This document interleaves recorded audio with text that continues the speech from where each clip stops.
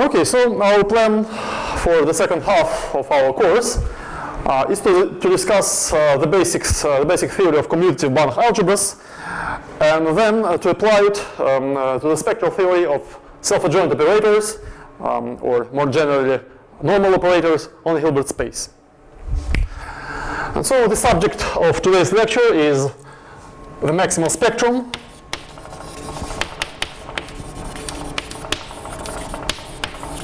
Maximal spectrum and the Gelfand transform.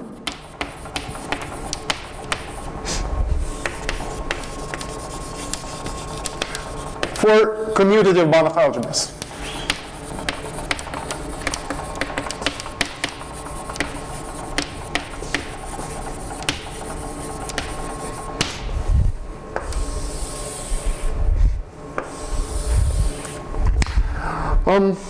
Well, first of all, we adopt the following convention. From now on, everything will be over the field of complex numbers.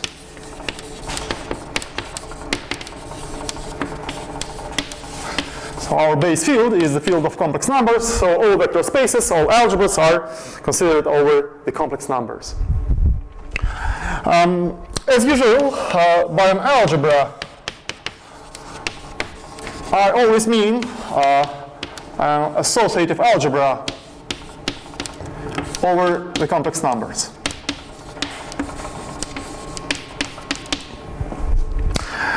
In general, our algebras are not assumed to have an identity, and an algebra with an identity is called a unital algebra. So we say that A is unital if A has an identity element.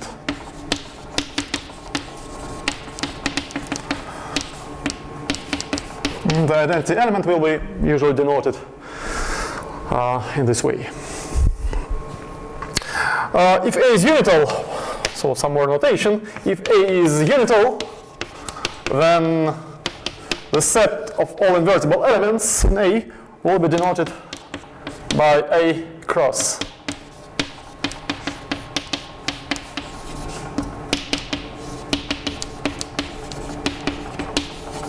So this is the multiplicative group of our algebra A. Okay, so now let's suppose that A is a commutative unital algebra. Commutative unital algebra.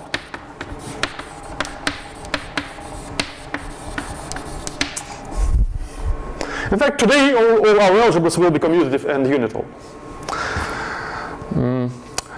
And at this point, we don't assume that it's a Banach algebra. It's just an algebra. It is not equipped with a norm. This is a pure algebraic object.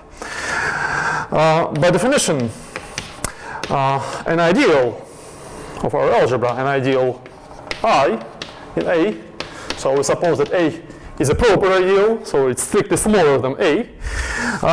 An ideal I is maximal.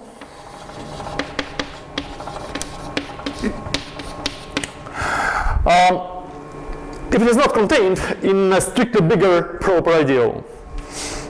So if there is no ideal J such that I is strictly smaller than J, and J is strictly smaller than A. In other words, a maximal ideal is just a maximal element in the set of all proper ideals of A.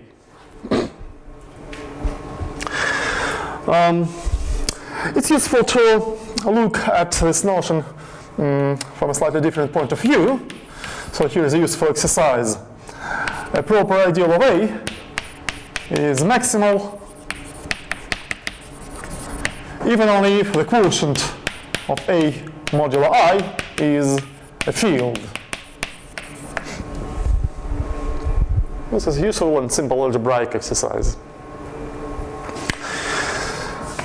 The set of all maximal ideals in A is called the maximal spectrum of A, and it will be denoted like this. This is the set of all maximal ideals.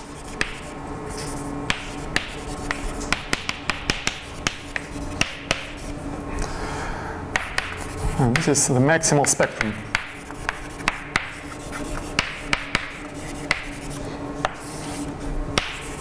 The maximal spectrum of our algebra. Well, here's an example. An example and an exercise at the same time. Let's take the polynomial algebra, the algebra of polynomials in one variable, C of t. Then there is a one-to-one correspondence, there is a bijection between the maximal spectrum of the polynomial algebra and the complex plane. And the bijection looks as follows. If P is a complex number, then the respective maximal ideal, MP, consists of those polynomials which vanish at P.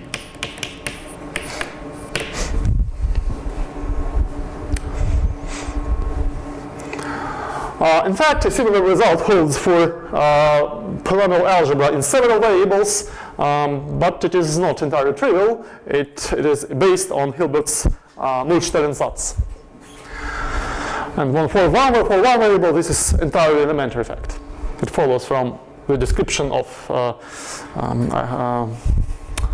ideals in this algebra. It's a principal ideal ring. Okay. How about the existence of maximal ideals? Well, actually they always exist, and more generally we have the following result, a proposition. Suppose that A is a commutative unital algebra, then each proper ideal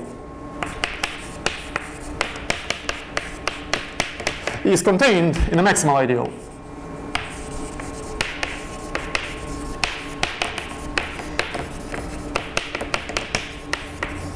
Contained in a maximal ideal. So in particular, if our algebra is not zero, then the maximal spectrum is non-empty, because we can take the zero ideal and it is contained in the maximal ideal, so the maximal spectrum is non-empty. The proof is a standard application of Zorn's lemma. So we consider, we'll let M denote the set of all ideals, J, of all proper ideals, which contain I.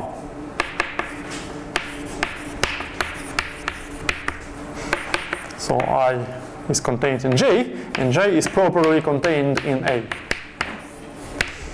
So the set of all proper ideals containing I. And we consider this set as a poset, a partially ordered set, ordered by inclusion. So an ideal is smaller if it is, an ideal I is smaller than J if it is contained in J. I claim that this set satisfies the conditions of Zorn's lemma. So suppose we have a chain. Suppose that C is a totally ordered subset. We want to show that C has an upper bound in M. So let's just take the union of all ideals in this chain. Since this set is totally ordered, it's easily seen that this union is an ideal. J is an ideal of A, and clearly it contains I, because all elements in C contain I. We also have to show that this ideal is proper. This is essential. So why is it proper? Here we use the assumption that our algebra is unital. Indeed, for each element k in this chain C, the identity of the algebra is not in K, because all these ideals are proper. And when we take the union, we conclude that the identity is not in J, which implies that J is a proper ideal.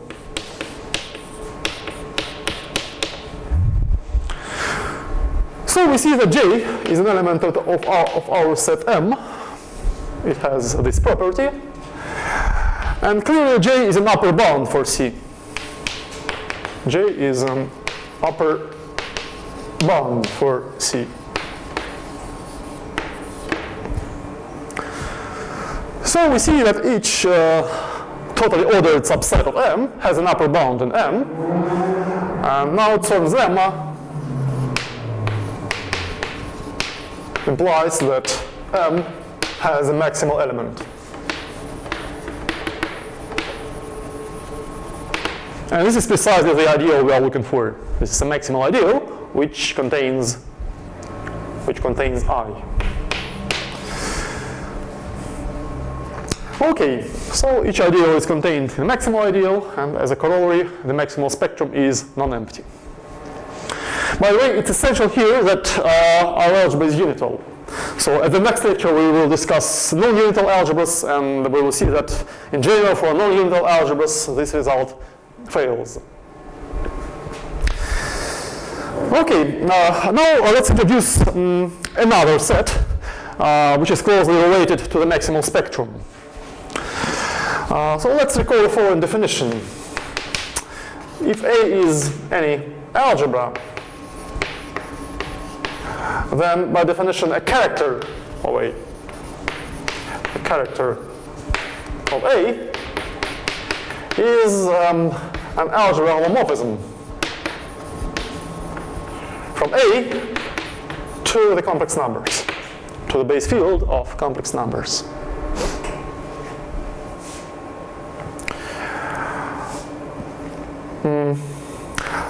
By the way, let's observe that if A is unital, and if chi is a non-zero character of A, then it is automatically unital in the sense that it takes the identity of A to the identity in the complex numbers. Well, this is more or less clear because if it is non-zero, then it is automatically surjective. Because its image is a vector subspace in C. So it is surjective, and a surjective homomorphism between two unital algebras is always unital. It's a simple algebraic exercise. Okay, so now if, as before, if A is a commutative unital algebra, then we define the character space of A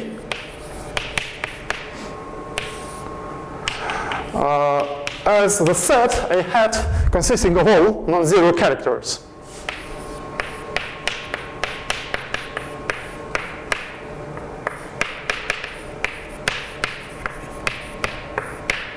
The set of all non-zero characters of A.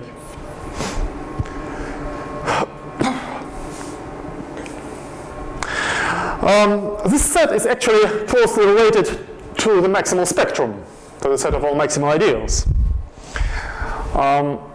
Namely, let's observe that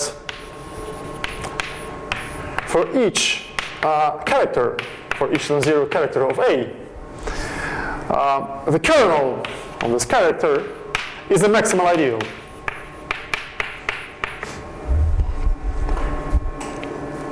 Well, it's an ideal because it's a kernel of homomorphism, and it is maximal because, well, chi is linear, so its kernel has codimension 1. So it's, this ideal is necessarily maximal. We have the full simple result, a proposition. So we have a map from A hat to the maximal spectrum, which takes each character to its kernel. And I claim that this map is injective.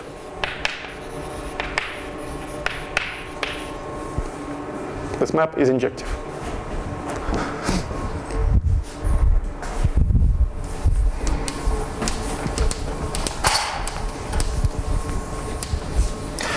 The proof is very easy. Suppose we have two characters, say chi1 and chi2. We have two non-zero characters such that they have the same kernel. Their kernels are the same. Well, it's an elementary fact of linear algebra. If you have two linear functionals with the same kernel, then they are proportional in the sense that there is a complex number lambda such that chi1 equals lambda chi2. So this holds for each pair of linear functionals with the same kernel. But we also know that they are characters, so they are algebra homomorphisms, and in particular they are unital. Now we already observed that a non-zero character of unital algebra takes the identity to the identity. So we have the following chain of equalities.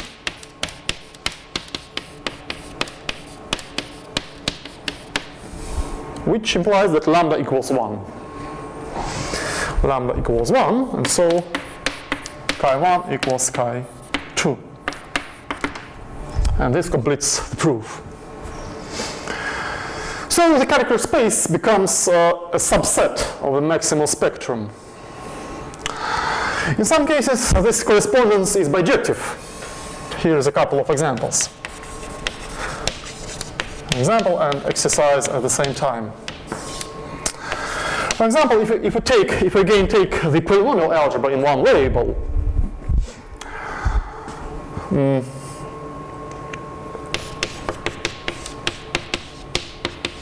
then this map, well, let's denote this map.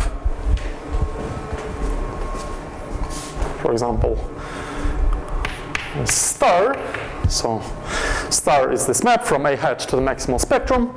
So if A is a polynomial algebra, then this map is a bijection.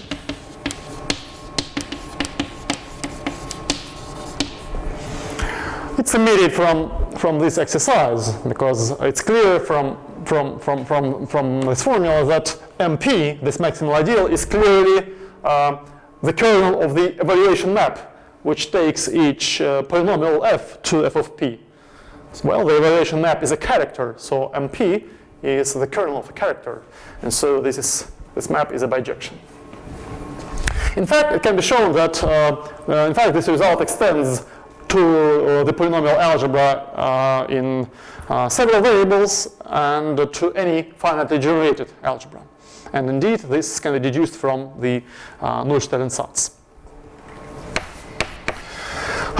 Okay, but we can also construct a counterexample. For example, if A is a field which properly contains the complex numbers.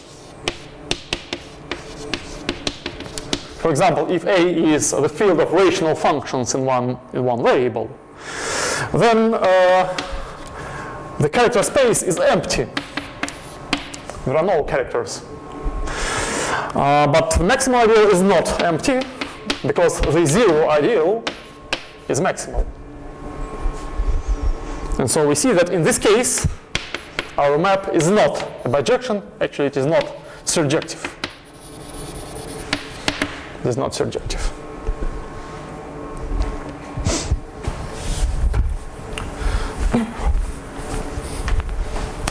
So now our goal will be to show that if A is a commutative Banach algebra, then this map star is a bijection. We will need the following lemma. Suppose that A is a commutative unital Banach algebra.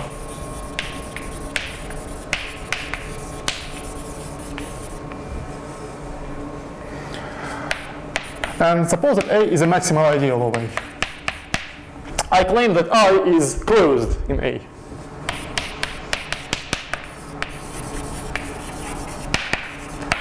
So all maximal ideals of commutative unital Banach algebra are closed.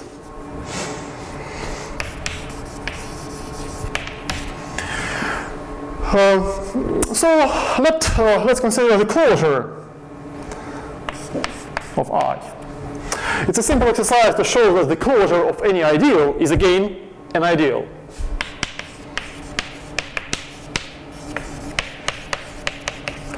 This readily follows from the continuity of algebraic operations in a Banach algebra.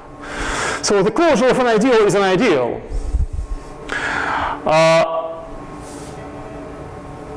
And let's assume towards a contradiction that I is not closed. So the closure of I is strictly bigger than I. But, well, I was assumed to be maximal. So if the closure is strictly bigger than I, and since I is maximal, we conclude that the closure of I is the whole algebra A by maximality. In other words, I is dense in A, which means that the intersection of I with any non-empty open subset is non-empty. And let's now recall that the set of all invertibles, the set of all invertible elements in any unital Banach algebra is open. So we know that A cross is open in A. So we conclude that I, the intersection of I with A cross is non-empty. In other words, I contains invertibles. Well, but if an ideal contains invertible elements, then it is the whole of A. And this is a contradiction.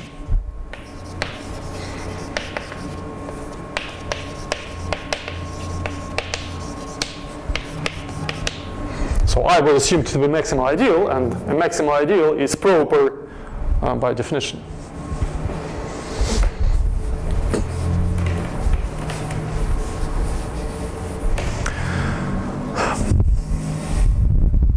So as a corollary, we see that the commutative unital Banach algebra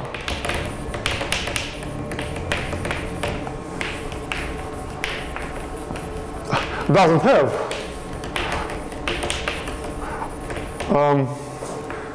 dense proper ideals.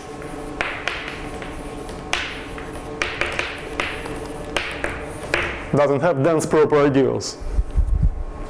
Because any proper ideal is contained in a maximal ideal, and the maximal ideal is closed. So it is not dense. And this implies that any proper ideal is not dense in A. We now have the following theorem. If A is a commutative unital Banach algebra,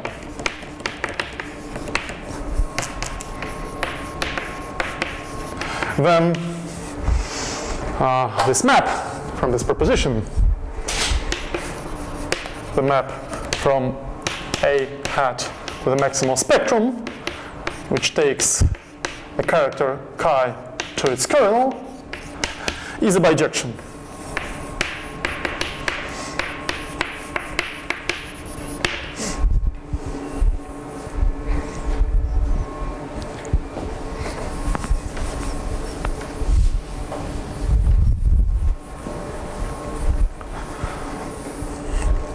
Well, we already know that this map is an injection, so we have to show we now have to show that it is onto.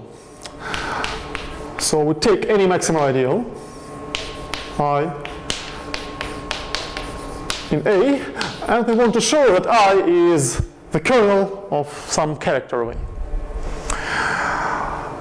A. So the previous lemma implies that I is closed. So let's now look at the quotient of A modulo I. So on the one hand, it's a field, because I is maximal. On the other hand, it's a Banach algebra, because I is closed. So the quotient of a Banach algebra modulo a closed ideal is a Banach algebra. So it's a Banach field. This is a Banach field. And let's now recall the Gelfand-Mazur theorem.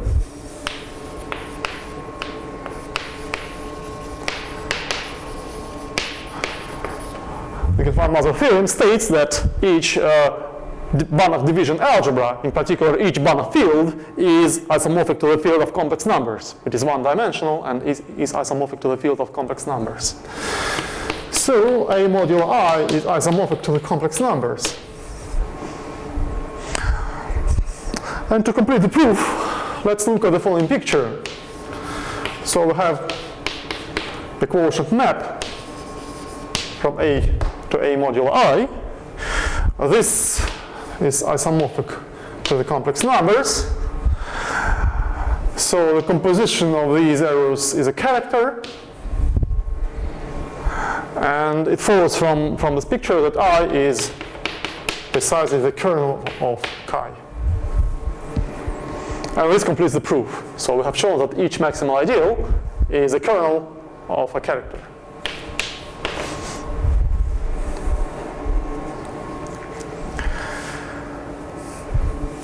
Here's a useful corollary of this theorem, a useful invertibility criterion for elements in such an algebra. So let A be a commutative unital Banach algebra.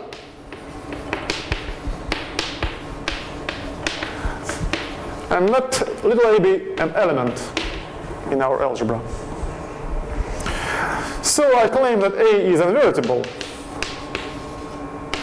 A is invertible if and only if for each character, for each non-zero character of A, chi of A is non-zero.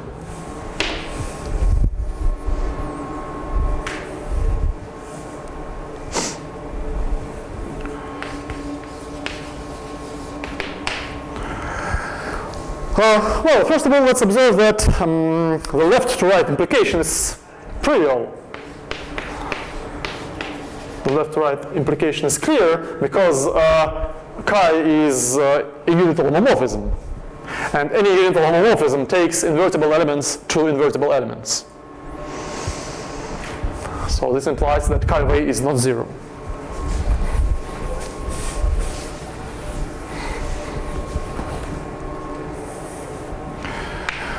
To prove the right-to-left implication, let's assume that A is not invertible. So suppose that A is not invertible. Well, if it's not invertible, then the principal ideal generated by A is proper. The principal ideal generated by A is proper, and so it is contained in a maximal ideal.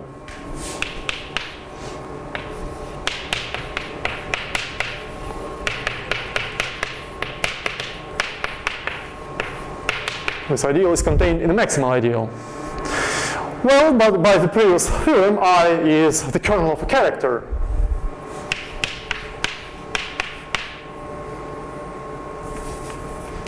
So previous theorem implies that I is the kernel of a character, say chi, for some character chi.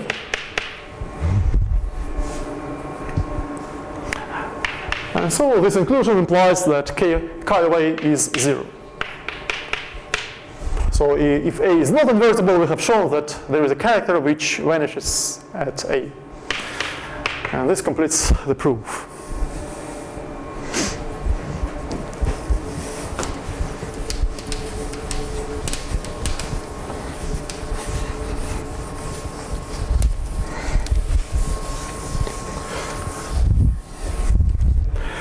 Okay, so in summary, we have constructed a one-to-one correspondence between the character space and the maximal spectrum of any commutative unital Banach algebra. So from now on, we adopt the following convention. It is convenient to identify these sets by means of this bijection.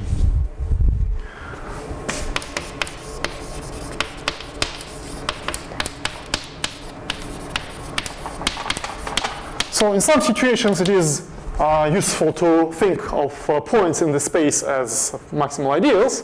In other situations, it is more convenient to interpret them as characters So everything depends on the concrete situation.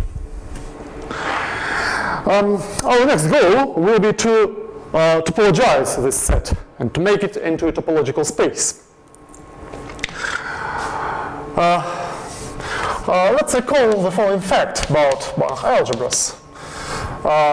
So all characters of A are mathematically continuous, and moreover they are contained in the closed unit ball of the dual space A star. So this holds for each unital Banach algebra. So each character of a unital Banach algebra is automatically continuous. This is a standard fact. It was proved in the course Introduction to Functional Analysis in the previous term. And so this inclusion enables us to introduce a topology on my hat. So by definition, the Gelfand topology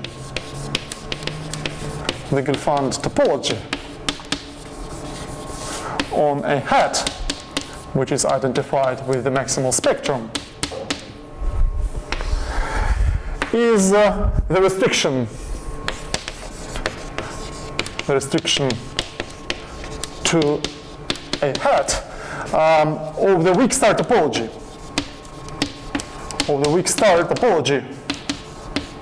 on A star.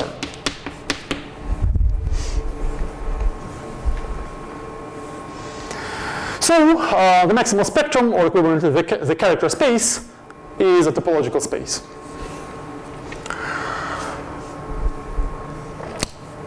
So we have the following result. For each commutative unit of Banach algebra,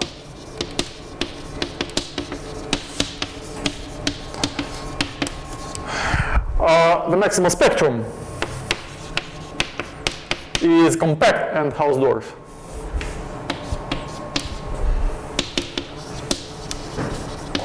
Is compact and Hausdorff.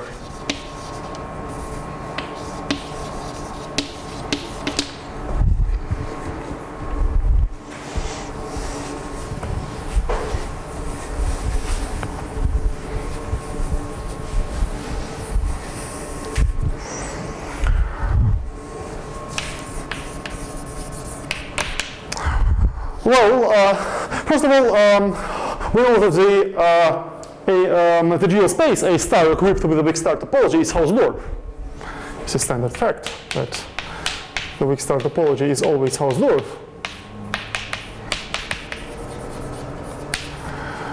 And so a hat is also Hausdorff because it is a subset of A star equipped with the induced topology. So we now have to show that this space is compact. Let's recall the Banach-Bourbaki theorem, which states that the unit ball of A star is compact and the weak star topology.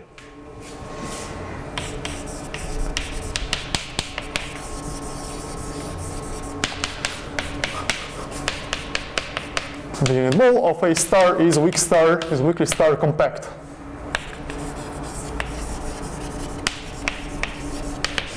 And our space A hat is a subset in this ball. So to show that A hat is compact, it suffices to show that it is closed in the unit ball.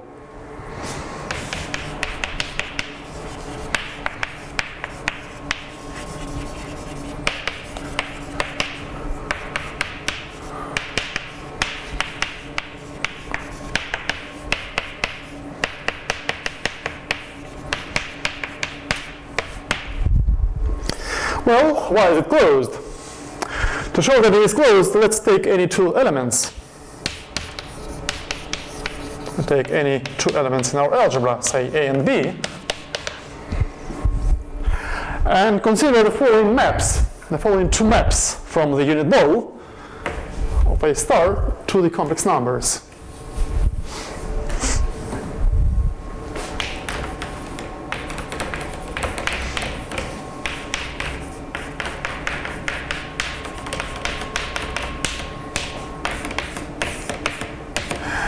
So the first map takes each functional f to f of AB minus f of A, f of B.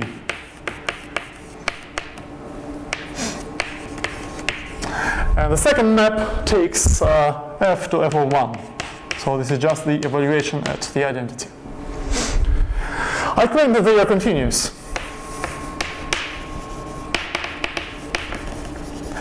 They are continuous with respect to the weak star topology.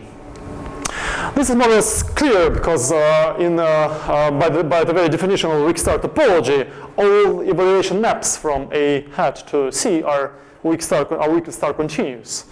And this is just a special case of the evaluation map. And this is this is the product of two evaluation maps. Well, the product of two continuous functions is continuous, and this is the difference of two continuous functions, which is also continuous. So these maps are continuous. Now let's observe that A hat is precisely the set of those functionals in the unit ball of A star for which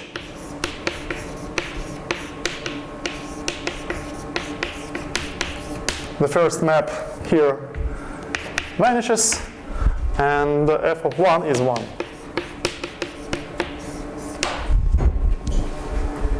Well, the first relation means that f is a character. The second relation is equivalent to say that f is non-zero. The character is non-zero if and only if it is unital. And since both the maps are, well, the first relation should be satisfied for each pair of elements A and B. Well, so since these maps are continuous, we conclude that A hat is closed. So it's the intersection of many closed sets, so it is closed in the unit ball equipped with the weak star topology. And this completes the proof because this space is compact and this is a closed subset of a compact space, so it is also compact.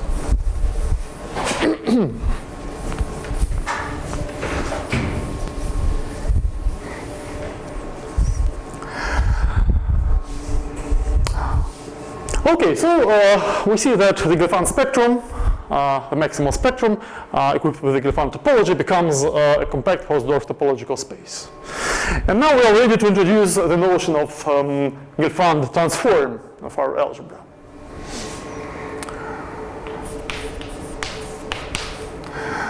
By definition, the Gelfand transform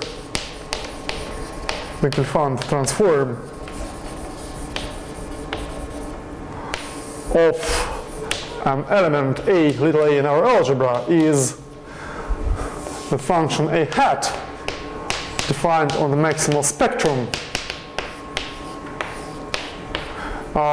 And it is defined by the following simple formula.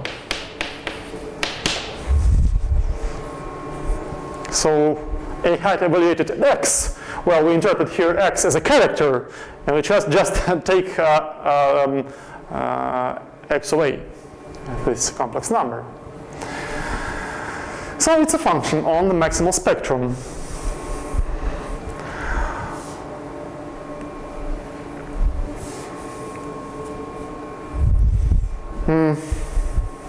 Well, I claim that it is continuous. Position A hat is continuous.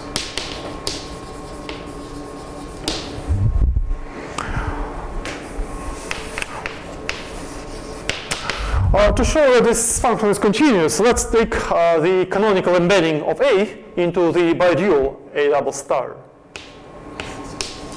So let IA denote the canonical embedding of A into A double star.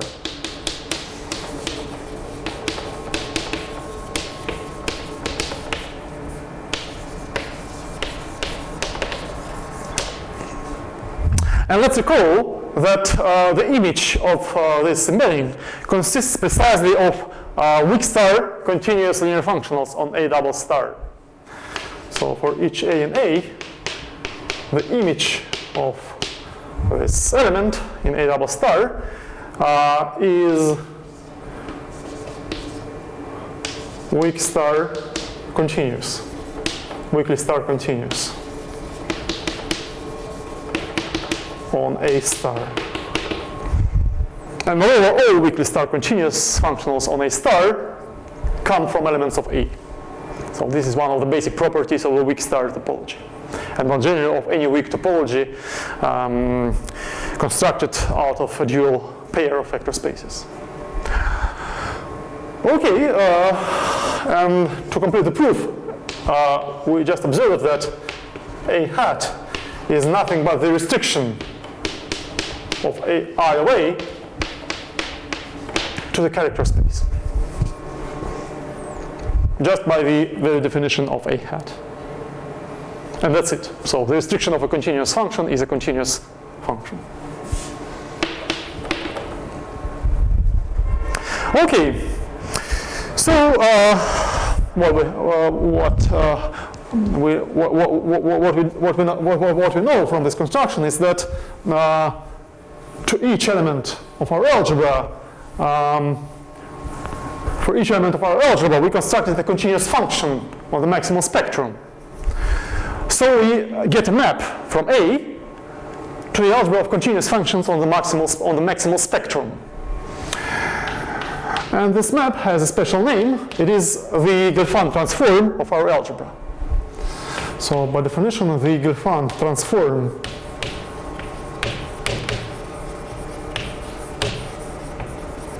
of our algebra A is the map gamma A from A to the algebra of continuous functions on the maximal spectrum. And this function takes each element of our algebra to the function A hat, to its Gelfand transform. So the same combination of words, Gelfand transform, denotes slightly different things. The Gelfand transform of any individual element and the homomorphism constructed out of this correspondence. But usually this doesn't lead to any confusion. Okay, so what can we say about this map?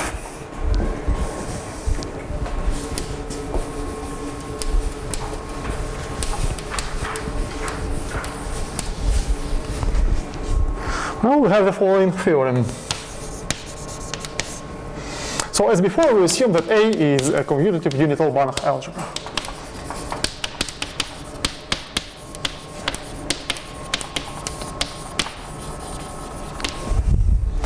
First of all, I claim that gamma, the Gelfand transform, is a unital algebra homomorphism.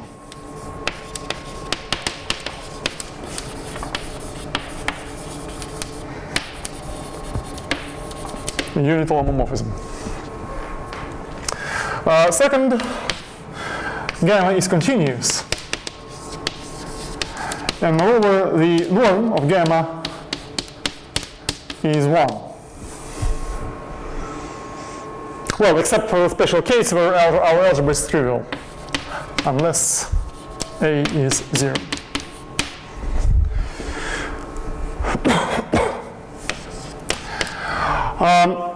Next, I claim that for each element in A, the norm of A hat, I mean the uniform norm of A hat, is nothing but the spectral radius of A. The spectral radius of A. Part 4, for each element in our algebra, the spectrum of A, the spectrum of this element, equals the image of the maximal spectrum under the Gelfand transform.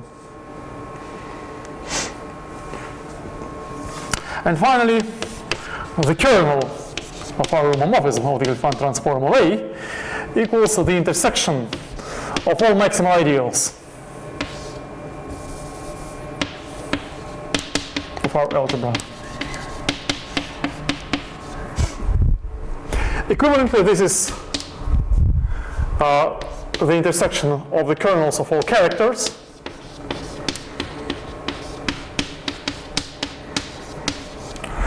And equivalently, this is the set of all quasi-nilpotents, all quasi-nilpotent elements of A.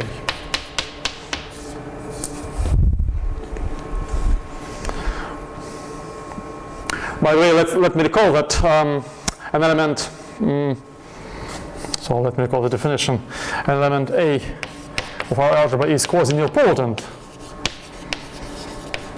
It's quasi-nilpotent if its spectrum is 0,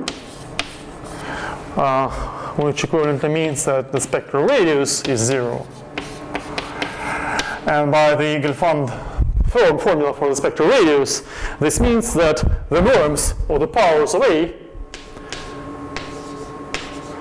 are rapidly decreasing. So this is little o of epsilon to the power n, as n goes to infinity, for each positive epsilon. So the sequence decays faster than any geometric progression. So such elements are called quasi-nilpotents.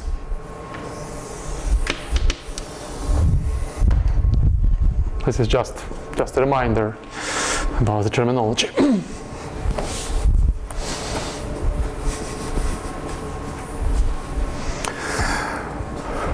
Well, let's try to prove this. The first statement is more or less immediate from the construction of the Gelfand transform. This is clear from the construction. So if we take two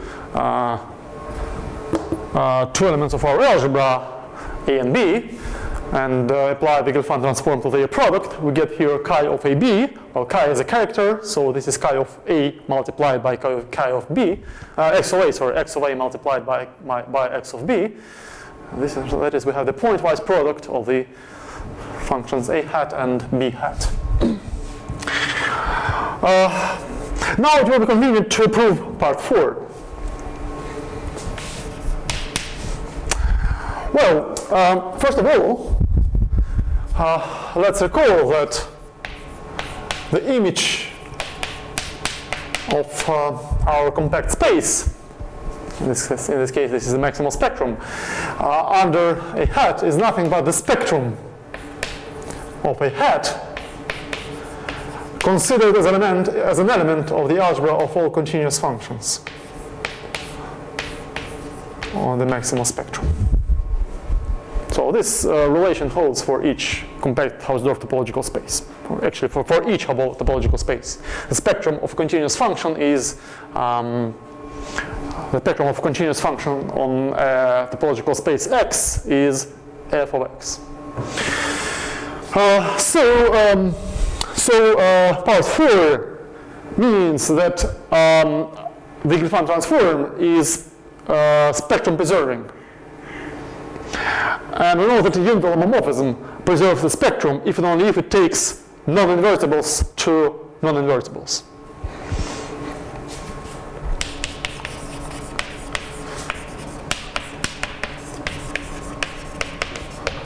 So property 4 is equivalent to the following inclusion.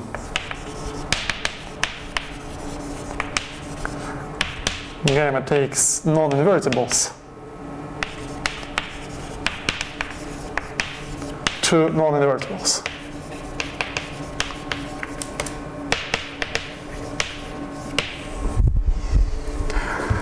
Okay, let's take a non-invertible element in A.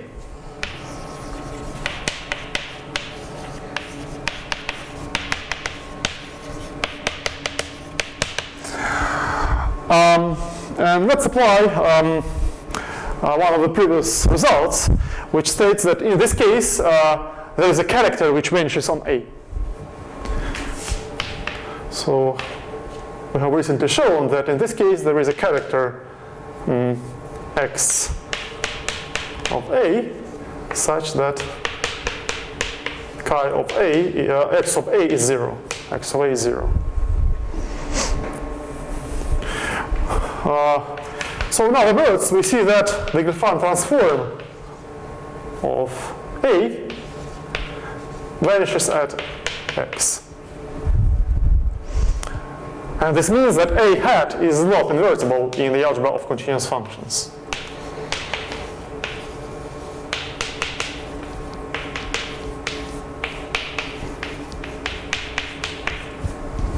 And that's it.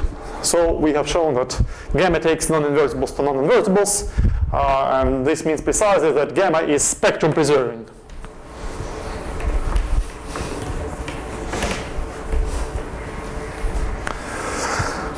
So this completes the proof of part 4. Well, now part 3 is immediate from 4. 3 follows from 4.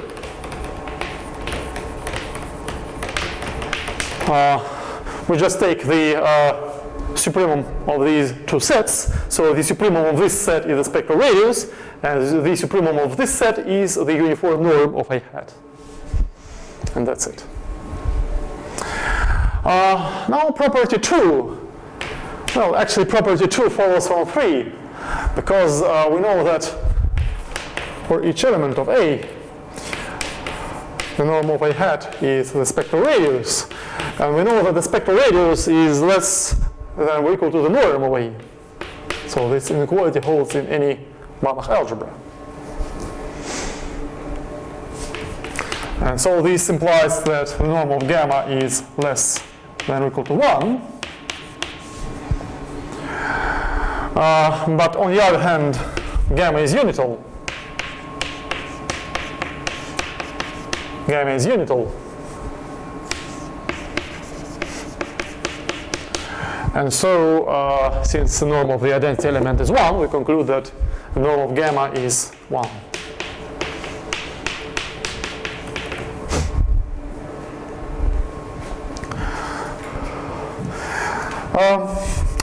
Well, finally, to prove property 5, we take the intersection of all maximal ideals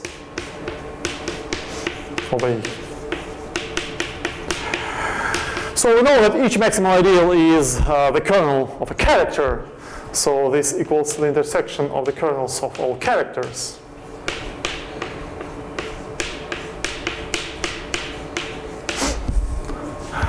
And if we look now at the definition of the Gelfand transform, we see that the intersection of all these kernels is nothing but the kernel of gamma, of homomorphism gamma.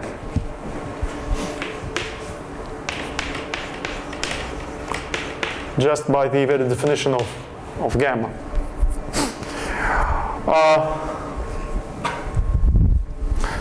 On the other hand, we already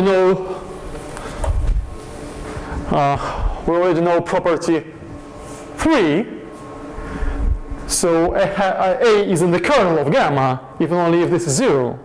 That is, if and only if our element is quasi-nilpotent. So by property 4, was it 4? So no, it was 3. By property 3, this set, the kernel of gamma, consists precisely of all quasi-nilpotents.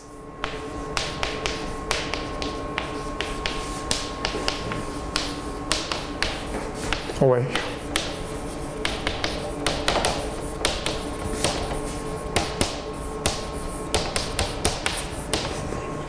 And this completes the proof.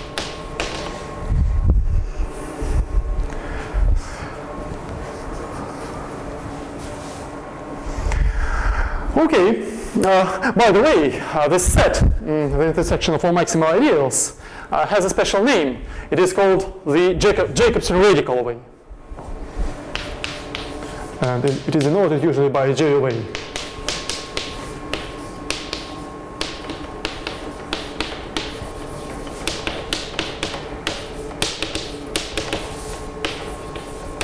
The Jacobson radical.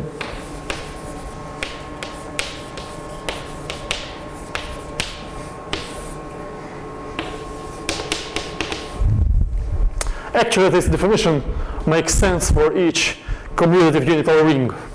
Not necessarily Banach algebra, but for each commutative unital ring. And we say that A is Jacobson semi-simple. A is Jacobson semi-simple if its Jacobson radical is trivial.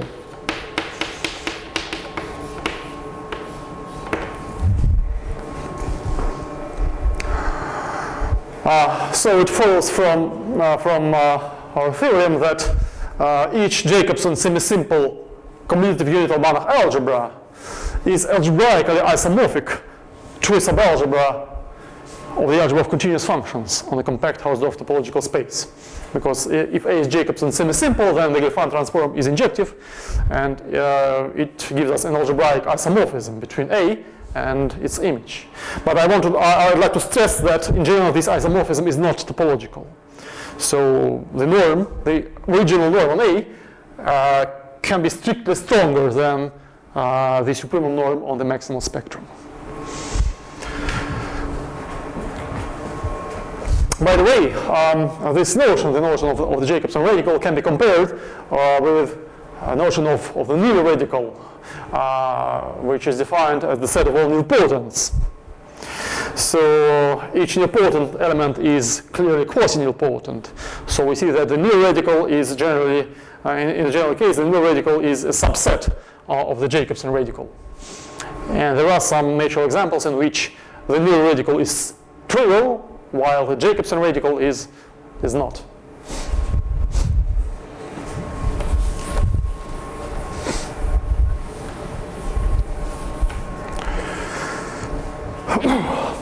Okay, let's now look at a special case of this construction.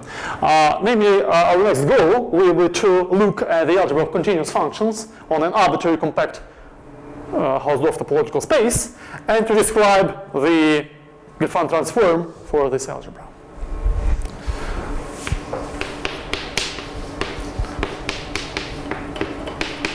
So we want to describe the Gelfand transform,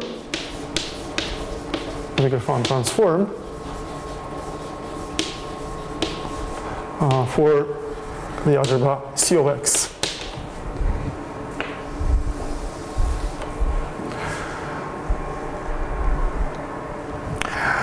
So we suppose that X is a compact Hausdorff topological space.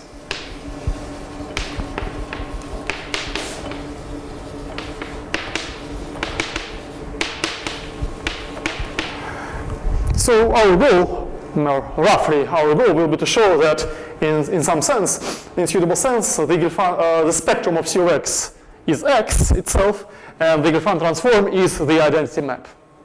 So our goal will be to give a precise statement of this result and to prove it. So let's introduce some notation.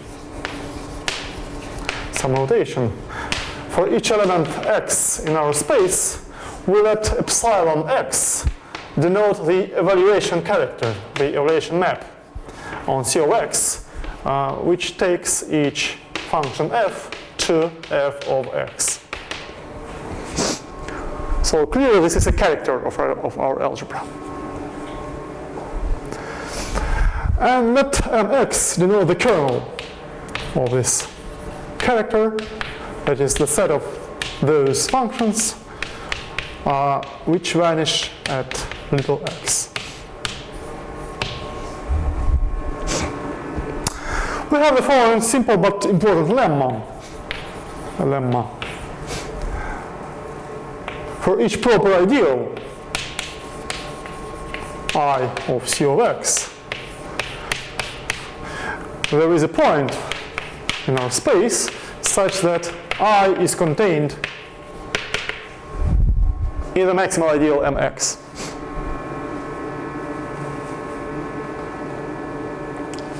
So this lemma can be interpreted as a kind of weak Murstellen Satz for the algebra C of X.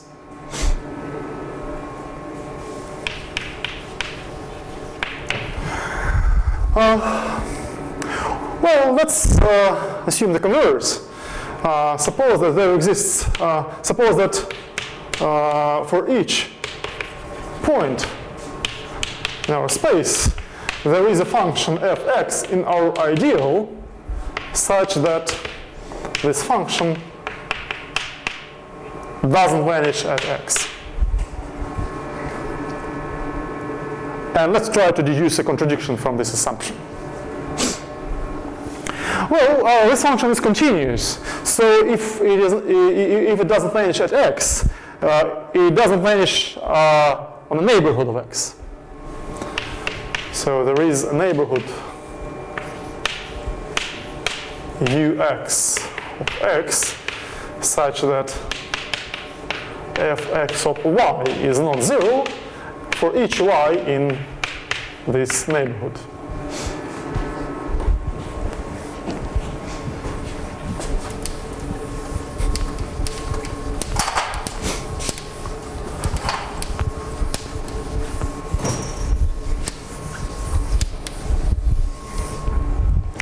Well, now on these all these neighborhoods form an open cover of x, and x is compact, so we can take a finite subcover. So by compactness we conclude that x is covered by finitely many such open sets, say ux1 to uxn. And let's now consider the following function. Let's denote by f the following sum from 1 to n. The absolute value of fxi squared. So what can you say about this function? First of all, it's easy to see that this function sits in our ideal, because we can write it in the following form.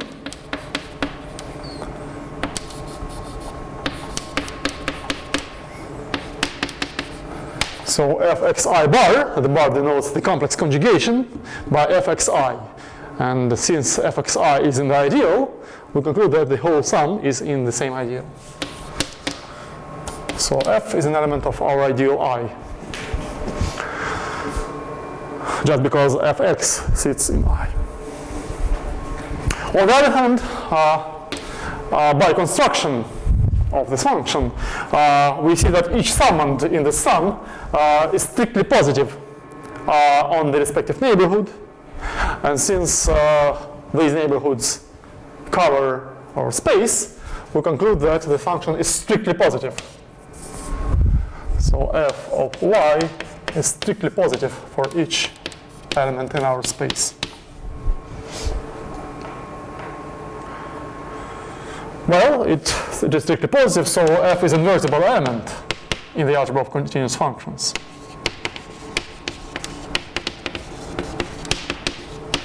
So we conclude that our ideal contains an invertible element.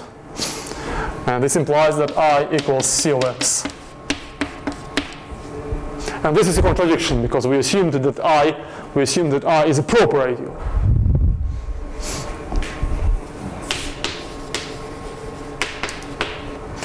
And this completes the proof of our lemma.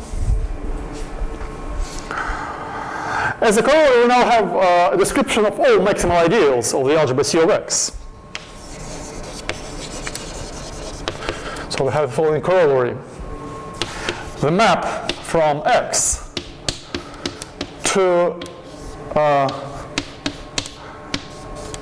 the space of characters of C of x, which takes x to epsilon x, is a bijection.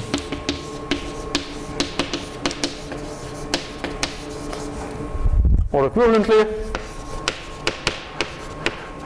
the map from x to the maximal spectrum, C of x, which takes x to the maximal ideal mx, is a bijection.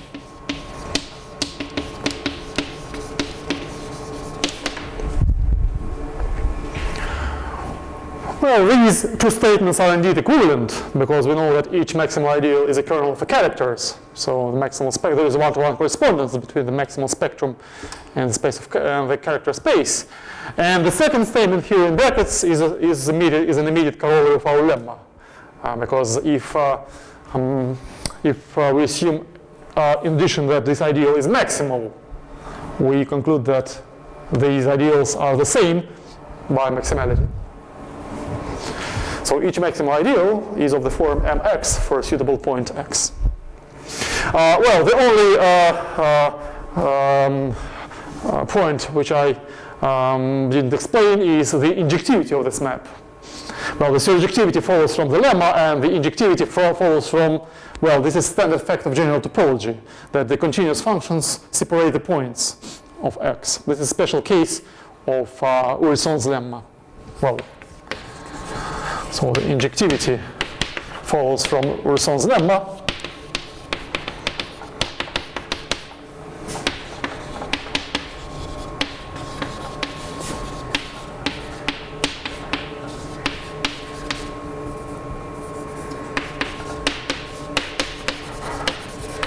And the surjectivity from the, follows from the previous result.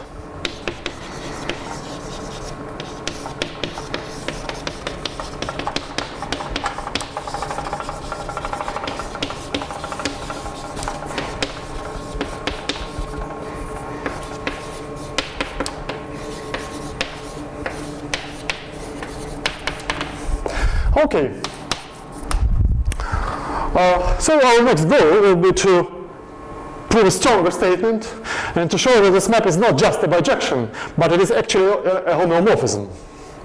Moreover, it's a homeomorphism not only for C of x, but also for some subalgebras of C of x. And to prove this, let's first introduce some notation.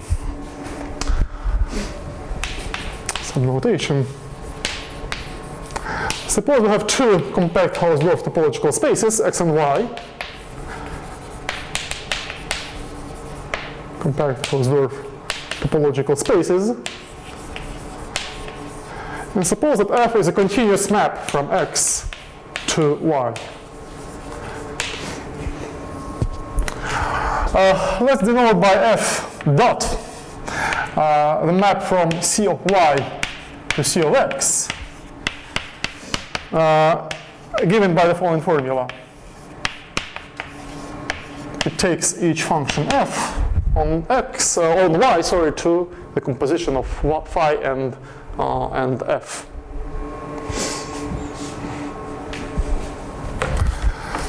And here are some obvious but useful properties of this construction.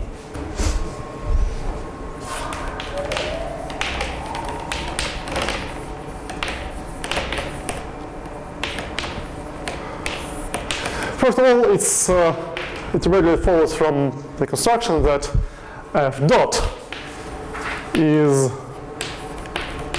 a unital algebra homomorphism. And the norm of f dot is 1.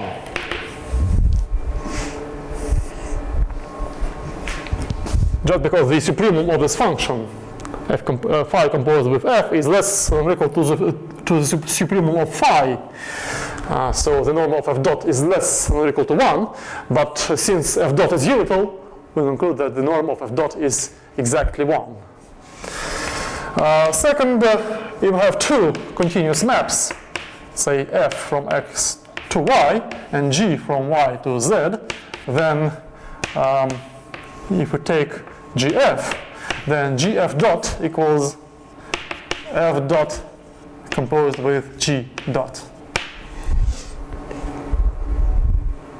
Well, this is also immediate from the definition. And property 3, also very easy. If we take the identity map of x, then the respective homomorphism is the identity map of C of x.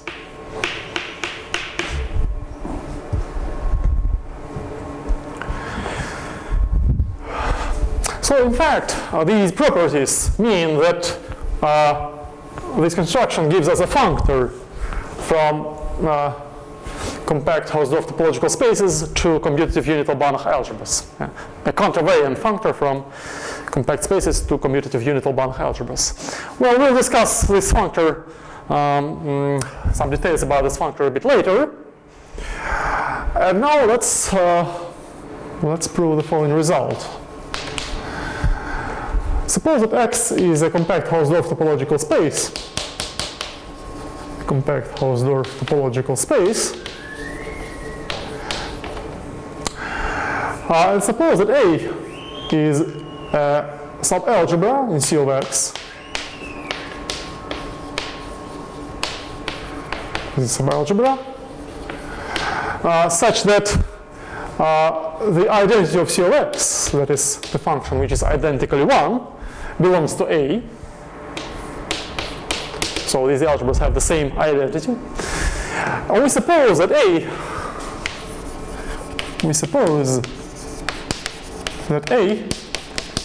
is a Banach algebra.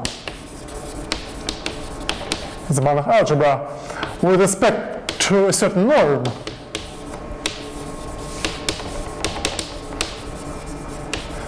Well, I don't assume that this norm is the supremum norm. I assume only that this norm dominates the supremum norm.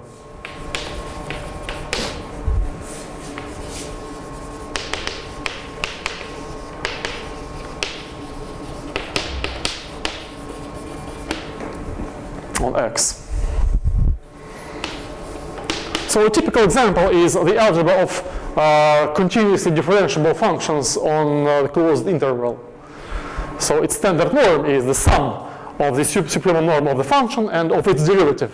So it is strictly stronger than the supremum norm.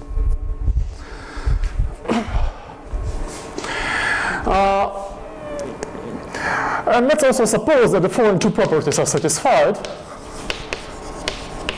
First, I suppose that A separates the points. Separates the points of X. And second, that I suppose that for each character chi of A, there is a point such that chi is the evaluation at X. So I suppose that all characters of A are the evaluation maps. So in fact, there are many concrete examples of such algebras, or many concrete examples of such subalgebras which satisfy these conditions. For example, C1, the algebra of continuously differentiable functions on the closed interval, is easily shown to satisfy these conditions. Okay, I claim that in this case, the map epsilon dot from X to a hat, sorry, the map epsilon, first of all, just epsilon, from X to a hat, which takes each point X to the evaluation character epsilon X, is a homomorphism.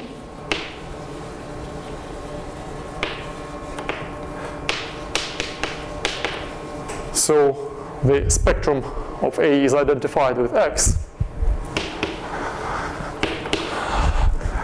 And second, I claim that the following diagram commutes.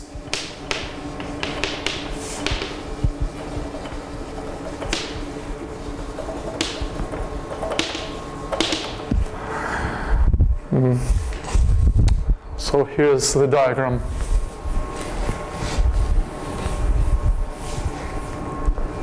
Now this is our algebra A. So this is the inclusion map of A into C of X. Here we have the Gelfand transform, gamma A. The Gelfand transform. And since epsilon is a homomorphism, it determines an isometric isomorphism between these two algebras, epsilon dot.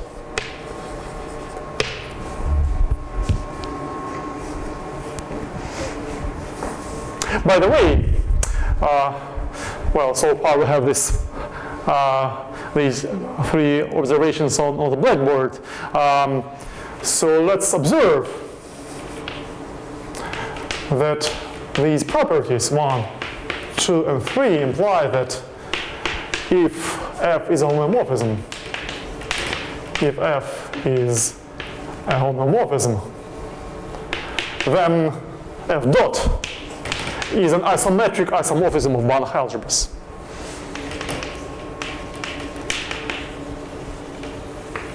Is an isometric isomorphism.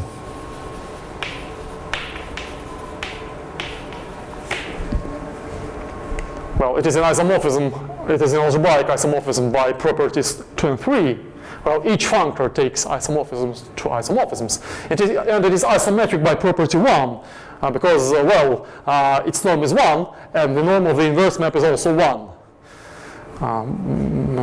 If we have two norm spaces and a map between them such that the norm of this map is 1 and the norm of the inverse map is 1, this means that this map is an isometric isomorphism. So in this diagram, epsilon dot is an isometric isomorphism between these two algebras. So roughly this diagram means that if we identify X in the maximal spectrum by means of this homomorphism epsilon, the Gelfand transform becomes just the inclusion map of A into C of X.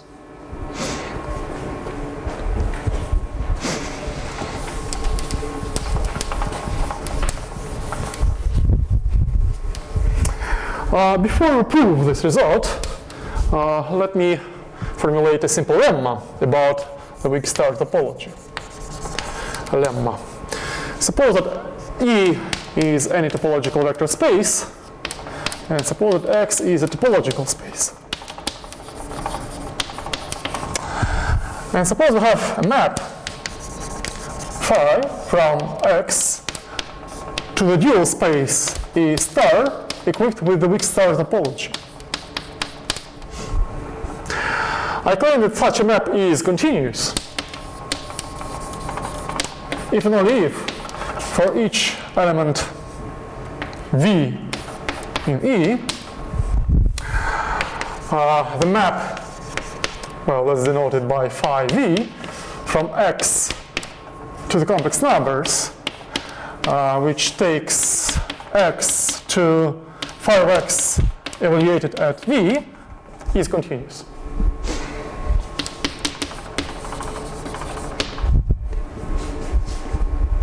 So phi of X is an element of E star, so it's a functional on E, and we can evaluate phi of X at any element of E, and we get a map from X to C. So I claim that phi is continuous if and only if all these maps phi V are continuous. The proof is a simple exercise. Actually, it is almost immediate from the definition of the weak star topology.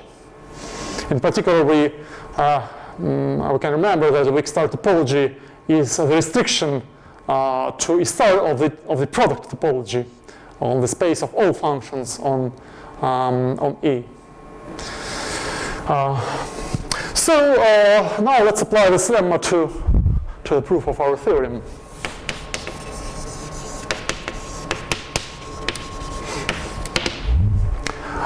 First of all, properties 1 and 2 here mean precisely that epsilon is a bijection.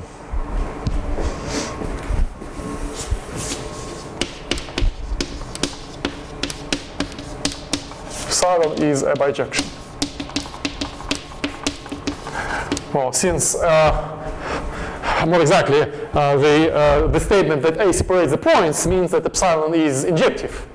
And the second statement means that epsilon is surjective. So it is a bijection. And I want to show that it is a homomorphism. First of all, why is it continuous? To prove that it is continuous, let's apply our lemma. So by lemma, epsilon is continuous if and only if for each A in A, the map which takes X to epsilon of X evaluated at A is continuous.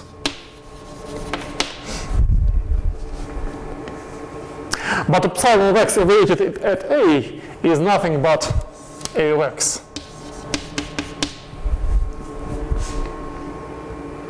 And A of X, well, A is a continuous function because big A is a subalgebra in C of X.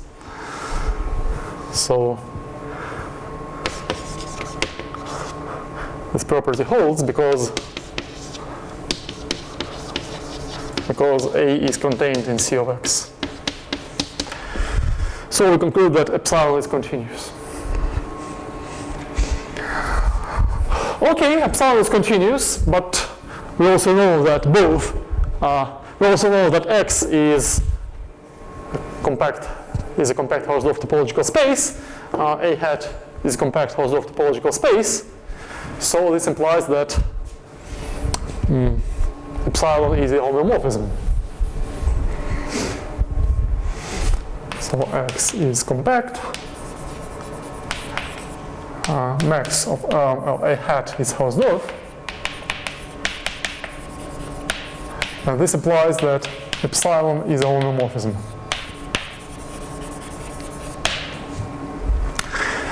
And finally, we have to show that the diagram commutes. Well, this is more or less immediate from the construction. So we take any element A in our algebra. Let's also take any element in our space X. And let's look what happens if we first apply these two arrows and then evaluate at little x. So epsilon dot gamma of A evaluated at x. So what is this? So too many brackets maybe. So what is this? First of all, by the definition of epsilon dot, this is gamma of A evaluated at epsilon x. Now we use the definition of the Gelfand transform, and we see that this is nothing but epsilon x applied to A. But epsilon x applied to A is A of x. And that's it. So this chain of quantities implies that epsilon dot composed with gamma A equals the inclusion map of A into C of x.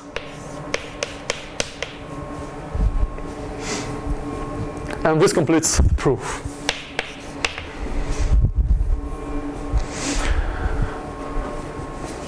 So I'd like to stress once again that this theorem applies not only to C of x itself, but for many concrete examples of Banach function algebras. So there will be several exercises in the next exercise sheet about this, about concrete special cases of this theorem. And as a corollary, so what happens if we let A equal C of x? Well, we get the following result. If X is a compact Hausdorff topological space,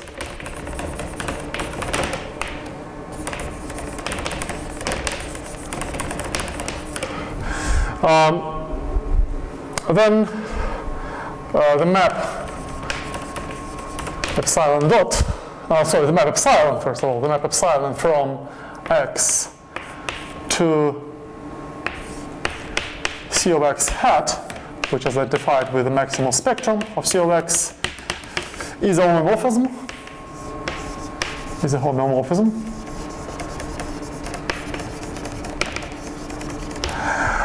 And second, now the Gelfand transform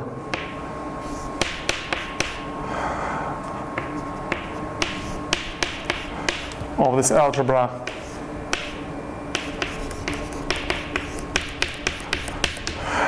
is an isometric isomorphism.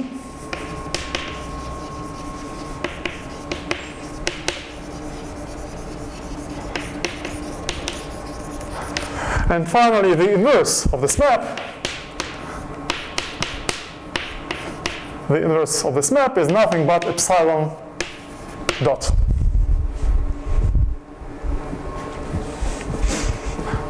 Well, this is just a special case of our theorem because if A is exactly C of x, then we conclude that the composition of these two arrows, gamma and epsilon dot, is the identity map.